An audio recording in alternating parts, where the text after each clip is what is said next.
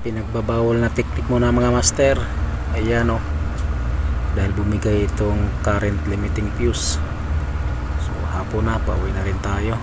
Jumper lang muna tayo para magana ito. Kahit hanggang bukas lang. Bukas tayo pabili ng ganitong dahil wala tayong stock sa storeroom. So yun, kaya ang dahilan kung hindi gumagana, ito yung problema. So nag-check na rin tayo ng dalawang compressor. Okay naman, gumagana naman siya. So yan.